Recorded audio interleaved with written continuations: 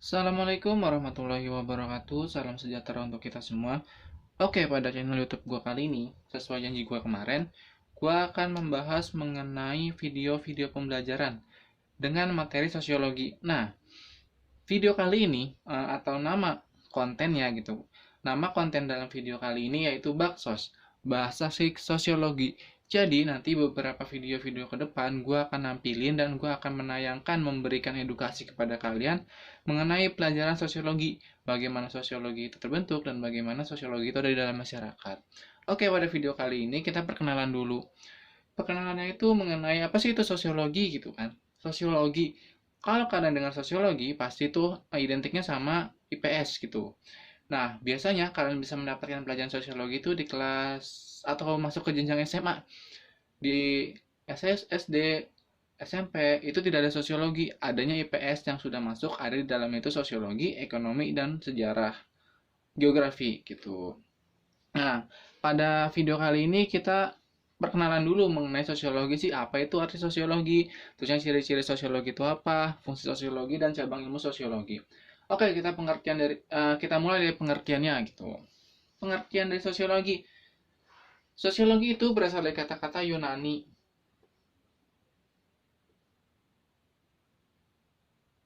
Dari kata Yunani.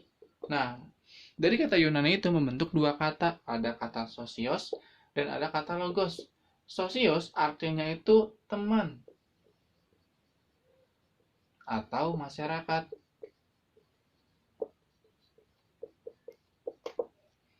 Sedangkan logos itu artinya ilmu. Jadi secara singkatnya itu adalah sosiologi itu apa? Sosiologi adalah ilmu yang mempelajari tentang teman atau masyarakat. Gitu. Itu pengertiannya. Lalu objek sosiologi, objek kajian sosiologi itu mengenai masyarakatnya atau individunya, individu atau masyarakat.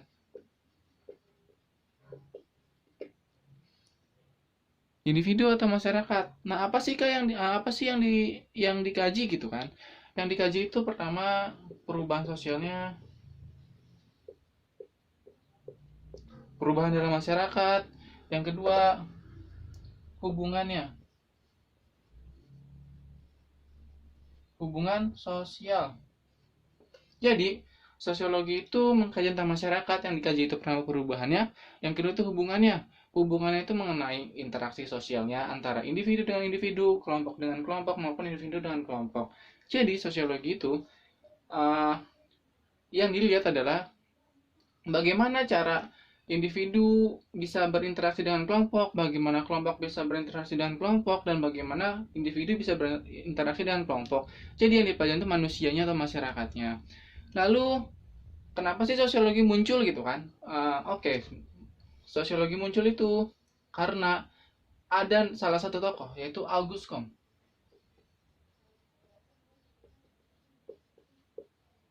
Nah, Auguste Comte ini yang pertama kali mencetuskan tentang sosiologi. Atau kalau misalnya kalian bisa kenal Auguste Comte ini dibilangnya sebagai bapak dari sosiologi. Kenapa sih Auguste Comte ini sebutnya bapak sosiologi? Karena tadi Auguste Comte ini yang pertama kali mencetuskan tentang sosiologi. Nah, ia mencetuskan sosiologi itu di dalam bukunya. Tapi di dalam bukunya si Auguste Comte ini, dia nggak menjelaskan secara pure detail mengenai sosiologi. Tapi Auguste Comte ini menyebut sosiologi itu dulu adalah fisika sosial. Karena waktu, pada saat itu ilmu-ilmu eksakta atau ilmu-ilmu pasti itu masih merajalela, masih bukan merajalela ya, masih mendominasi ilmu-ilmu lainnya gitu. Nah, itu pengertiannya guys. Selanjutnya kita masuk ke ciri-ciri. Ciri-ciri. Ciri-ciri itu kan kayak sifat atau karakteristik dari sosiologi gitu kan. Nah, ciri-ciri sosiologi itu ada 4. Ada yang disebut empiris, teoritis, kumulatif, dan onetis. Oke, kita bahas satu-satu. Empiris. Empiris itu ciri-ciri yang membuktikan harus kalau sosiologi itu berdasarkan fakta.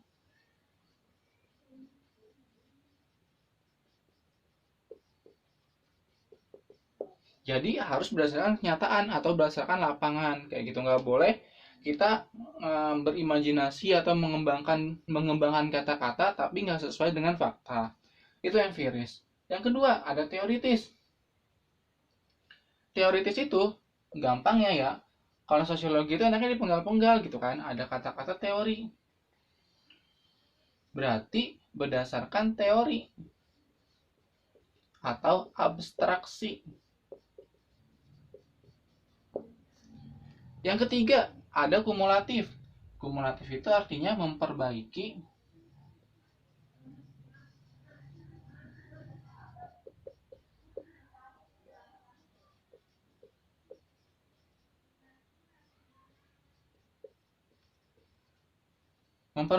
teori yang sudah ada, itu kumulatif. Terakhir ada non-etis.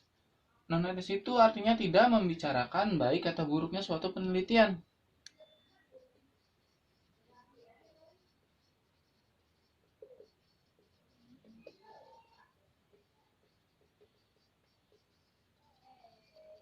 Nah, ini pengertian dari ketiga ciri-ciri. Oke, kita langsung ke contoh aja ya biar gampang gitu kan. Sebenarnya ciri-ciri ini kalau misalnya kita imajinasikan itu bisa gitu kan. Kita imajinasikan itu bisa. Contohnya kayak gini. Misalkan kita mau ada penelitian gitu kan, kita disuruh di sekolah gitu kan. Di sekolah disuruh bikin KTI ini gitu kan, karya tulis ilmiah. Nah, kita otomatis harus cari data dong gitu. Kita harus cari data dan cari topik. Misalnya kamu dapat topik premanisme. Oke, kita udah tentuin topiknya premanisme gitu. Nah, pertama empirisnya. Empirisnya itu kalau kamu dapat tema premanisme ya udah berarti otomatis kamu itu harus terjun gitu kan.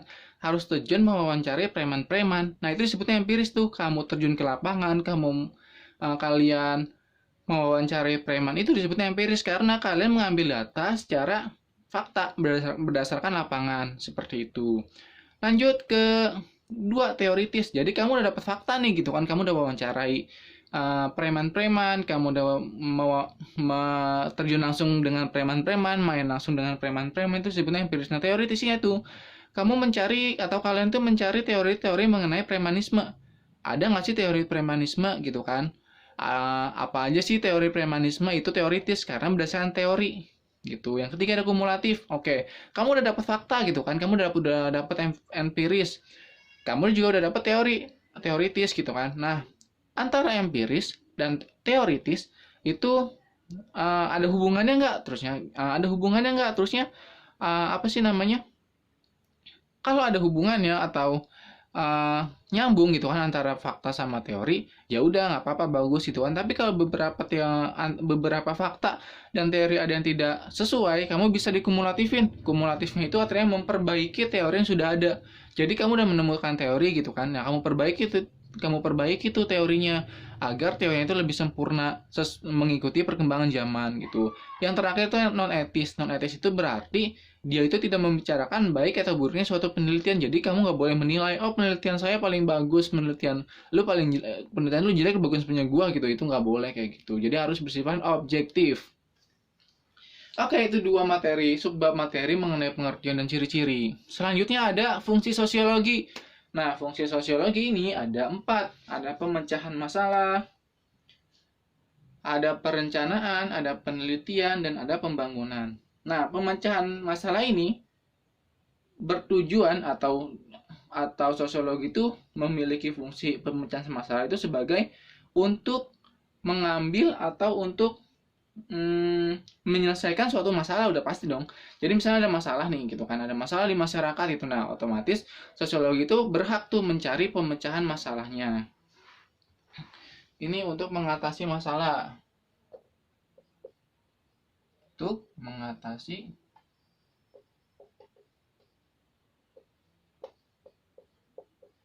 masalah. Yang kedua ada perencanaan. Perencanaan itu nama juga perencanaan gitu kan ya guys ya. Nama juga perencanaan itu otomatis untuk kedepannya gitu. Nah, perencanaan ini bertujuan untuk mempersiapkan individu mempersiapkan masyarakat yang lebih baik.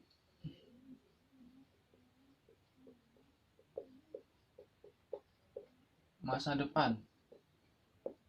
Contoh misalnya, kita misalnya ada suatu perubahan, otomatis secara tidak langsung kita harus melakukan perencanaan dulu nih. Kalau ada perubahan sosial di dalam masyarakat, ya kita harus bagaimana gitu kan. Itu perencanaan. Yang ketiga itu ada penelitian. Penelitian ini untuk menambah keilmuan. Untuk menambah keilmuan. Nah, yang ketiga itu untuk pembangunan. Pembangunan ini untuk, atau bisa dibilangnya itu untuk perencanaan yang terarah. Untuk terarah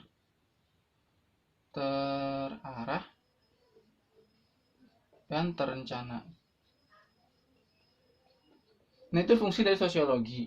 Ada pemecahan masalah, ada perencanaan, penelitian, dan pembangunan. Lanjut, terakhir itu ada subbabnya itu mengenai cabang ilmu sosiologi. Cabang ilmu sosiologi ini sebenarnya banyak. Nggak cuma satu. Ilmu sosiologi itu ilmu murni, gitu kan. Ilmu sosiologi itu ilmu murni. Nah, sedangkan cabangnya itu disebutnya ilmu terapan. Nah, ilmu murni ini, atau sosiologi ini, punya banyak cabang. Ada pertama sosiologi pendidikan. Sosiologi pendidikan ini membahas mengenai isu-isu pendidikan. Jadi, melihat pendidikan dari sudut pandang sosiologi. Jadi, yang dilihat itu apa sih, Kak? Yang dilihat itu mengenai isu-isunya, isu-isu mengenai pendidikan. Yang kedua, ada sosiologi kurikulum. Pendidikan itu tidak bisa lepas dari kurikulum, gitu kan. Udah pasti, kalau ada pendidikan udah pasti ada kurikulum, karena kurikulum itu sebagai perencanaan atau sebagai tolak ukur dalam pembelajaran. Nah, kalau tadi membahas mengenai isu-isu pendidikan, nah di sosiologi kurikulum ini juga hampir sama, membahas mengenai isu-isu yang ada di kurikulum. Contoh misalkan ada perubahan kurikulum dari 2006 ke 2013, gitu kan. Nah, itu sosiologi kurikulum itu membahas tuh kenapa sih adanya perubahan kayak gitu, perubahan kurikulum. Terusnya bagaimana efek kurikulum, bagaimana efek perubahan kurikulum itu terhadap siswa dan guru-guru gitu. Yang ketiga itu ada sosiologi perkotaan. Nah, sosiologi perkotaan ini juga sama, membahas mengenai isu-isu perkotaan. Isu-isu perkotaan kayak misalkan reklamasi, itu kan isu-isu perkotaan. Terusnya ada lagi apa, misalnya pembangunan perkotaan, itu disebutnya sosiologi perkotaan, karena melihat sudut pandang kota, melihat perkotaan atau kota dari sudut pandang sosiologi. Yang keempat itu ada sosiologi pedesaan, sama aja kayak tadi. Jadi melihat suatu desa dari sudut pandang sosiologi. Nah, selain apa cuma 4 doang, Kak? Nggak hanya 4 gitu kan? Nggak hanya 4. Masih banyak cabang-cabang ilmu sosiologi, contohnya kayak sosiologi sosiologi ekonomi, sosiologi gender, sosiologi politik, sosiologi kebudayaan, dan masih banyak lagi. Oke, itu guys materi untuk video kali ini. Semoga apa yang kalian lihat atau kalian dengar pada video kali ini bisa bermanfaat dan bisa menambah ilmu kalian. Sampai jumpa di video selanjutnya, guys.